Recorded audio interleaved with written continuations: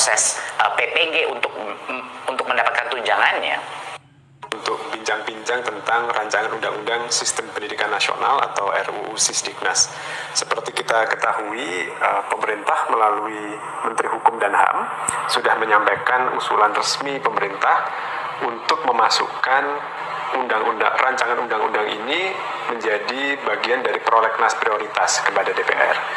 Nah, beberapa minggu terakhir banyak tanggapan dari masyarakat, masukan baik pro maupun kontra, yang ini semua menunjukkan kepedulian yang sangat tinggi dari masyarakat tentang pendidikan kita. Salah satu yang paling hangat diperbincangkan adalah soal kesejahteraan guru nih, Mas Menteri. Nah ini boleh nggak minta penjelasan Mas Menteri tentang mengapa kita perlu mengubah skema tunjangan yang sekarang sudah diatur di Undang-Undang Guru dan Dosen ini. Betul. Makasih Mas Tino. Sebenarnya RUU Sisdiknas ini adalah punya potensi positif terbesar terhadap kesejahteraan guru. Itu adalah satu hal yang sebenarnya yang telah kami di Kemendikbudristek telah memperjuangkan selama 1-2 tahun terakhir, adalah mencari jalan bagaimana caranya kita bisa meningkatkan kesejahteraan guru, dan bagaimana caranya kita bisa tidak mengecewakan guru yang sudah bertahun-tahun ini, berpuluh-puluh tahun menunggu tunjangan mereka, tetapi masih mengantre dan tidak mendapatkannya. Jadi sebenarnya RUU Sisdiknas ini adalah kabar gembira bagi semua guru. Ini suatu hal yang saya rasa saya kepengen sekali berbicara langsung dengan para guru dan menjelaskan betapa besarnya potensi ini untuk meningkatkan kesejahteraan. Ya. Kalau RUU Sisdiknas ini terjadi, ada beberapa hal yang akan bisa tercapai. Yang pertama adalah RUU Sisdiknas ini menjamin bahwa guru-guru yang sudah menerima sertifikasi dan tunjangan tidak akan ada penurunan apapun. Mereka akan terus menerima tunjangan profesi mereka sampai dengan pensiun. Jadi aman, tidak perlu khawatir. Aman. Ada sekitar 1,3 juta guru yang saat ini menerima tunjangan, dan mereka aman sampai pensiun. Ya. Tetapi ada 1,6 juta guru lainnya yang belum menerima tunjangan profesi, ya, tunjangan apapun, dan mereka ini sudah bertahun-tahun, berpuluh-puluh tahun menunggu jatahnya mereka. Peningkatan kesejahteraannya, ya. Betul. Kalau RUU Sisdiknas ini berhasil kita loloskan, yang 1,6 juta guru ini akan bisa langsung menerima tunjangan, dan artinya kesejahteraan meningkat tanpa harus menunggu proses sertifikasi dan mengikuti program PPG. Ya. Ini kuncinya ini untuk yang 1,6 juta guru. Ya. Plus di luar itu, kalau RUU Sisdiknas ini digolkan, untuk pertama kalinya di Indonesia, guru-guru PAUD, saat ini ada sekitar 250.000 guru PAUD, guru-guru pendidikan kesetaraan, dan guru-guru pesantren itu bisa juga diakui sebagai guru. Dan pada saat mereka memenuhi syarat, mereka bisa juga menerima tunjangan. Ya. Jadi RUU Sisdiknas ini sebenarnya semuanya kabar gembira. Nah, sekarang saya kepengen menanyakan ke Mas Nino, kalau begitu kenapa ada begitu banyak suara-suara dan isu pro kontra yang sekarang sedang tersebar? Kemudian saya tanyakan Mas Nino, kira-kira kenapa ini Mas Nino? Satu, semua perubahan itu pasti menimbulkan kecemasan, ya. Ini perlu kita pahami, perlu kita maklumi juga. Karena itu kita melakukan banyak komunikasi publik, termasuk seperti dialog sekarang ini, Mas Menteri. Betul.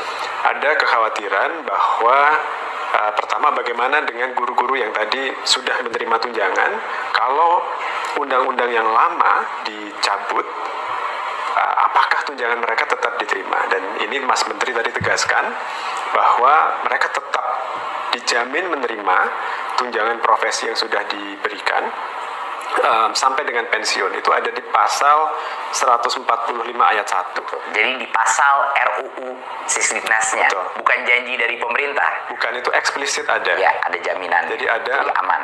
ketentuan transisi yang menjadi pengganti dari undang-undang yang dicabut. Nah, jadi itu aman. Insya Allah itu meredakan kecemasan 1,3 juta guru yang sudah menerima tunjangan ini. Ya. Nah, pertanyaan dari yang belum menerima ini juga valid ya. Kalau di Undang-Undang Guru dan Dosen sekarang diberi janji untuk bisa menerima TPG, tapi harus antri pendidikan profesi guru yang bertahun-tahun. Tapi kalau itu dicabut, bagaimana dengan nasib mereka? Nah, ini kan jawabannya agak berbeda untuk ASN dan untuk non ASN ya, Mas Menteri. Mungkin Mas Menteri bisa menjelaskan skema untuk ASN kira-kira seperti apa nih? Kenapa guru-guru ASN dan calon ASN yang sekarang berproses guru-guru honorer yang ingin menjadi P3K ini, kenapa mereka juga diuntungkan dengan adanya perubahan pengaturan yang kita ajukan? Mungkin Mas Nino, untuk menjelaskan ini kita harus kembali dulu ke tahun 2005. Dan kita harus membahas sedikit mengenai Undang-Undang Guru dan Dosen. Betul. Jadi pasti banyak guru-guru ini semua menanya, kenapa sih saya untuk mendapatkan sertifikasi dan untuk mendapatkan tunjangan ini harus mengantre? Kenapa? Alasannya adalah, dan ini harus dijelaskan ke setiap guru di Indonesia, alasannya adalah di dalam Undang-Undang Guru dan Dosen tahun 2005, guru itu dipisahkan dari sistem ASN lainnya. Makanya disebut dalam Undang-Undang Guru dan Dosen itu ada kata-kata tunjangan profesi dan disebut berapa jumlah tunjangannya. Tetapi yang harus disadari oleh banyak guru-guru, di dalam Undang-Undang Guru dan Dosen itu, proses untuk mendapatkan tunjangan itu dikunci dengan namanya proses sertifikasi, yaitu PPG.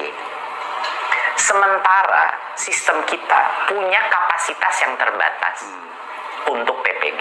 Ya. Per tahun kira-kira maksimal 60-70 ribu proses PPG itu. Dan itu harus dibagi dua. Harus ada PPG untuk guru-guru baru, Ya. prajabatan, Menggantikan yang pensiun. yang kita selalu kekurangan guru ya, karena banyak yang pensiun setiap tahunnya.